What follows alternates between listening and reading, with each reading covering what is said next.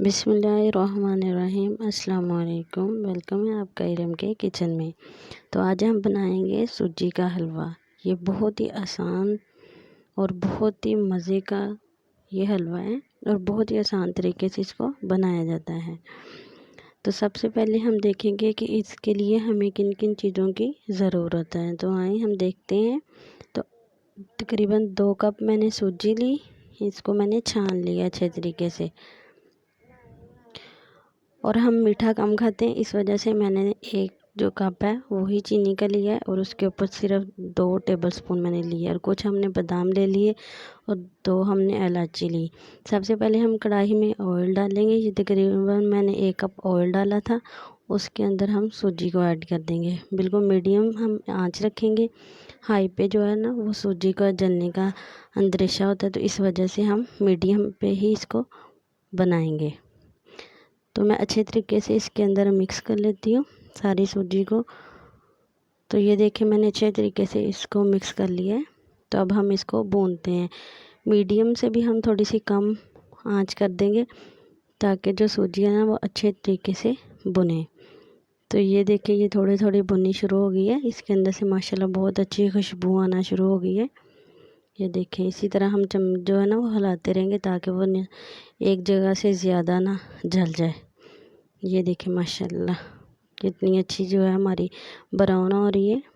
ये देख, तो इसी तरह हम इसको ब्राउन कर लेते हैं। थोड़ा थोड़ा हम करेंगे ब्राउन, क्योंकि हमने इसके अंदर जो है ना वो फूड कलर भी ऐड करना है। ये जो बादाम थे इनको मैंने काट लिया छुरी की मदद से इस तरह, और ये फूड कलर लिया। तो अब हम इसके अंदर जो है ना ये देखिए ये भुन गई है। तो अब हम इसके अंदर जो पानी है वो तकरीबन 2 कप हमने सूजी लिया और 5 कप हम इसके अंदर जो है ना वो पानी के ऐड करेंगे। ये देखें इसको अच्छी तरह मिक्स करेंगे। ये जो इसकी गुठलियाँ बन गई हैं तो हम इसको अच्छे तरीके से मिक्स करेंगे ताकि ये ख़त्म हो जाए। ये देखें ये मैंने इनको अच्छे तरीके से मिक्स कर लिया। अब मैं इसके अंदर चीनी ऐड कर देती हूँ। ये चीनी भी ऐड कर दी और साथ ही हम इसके अंदर बादाम ऐड करेंगे।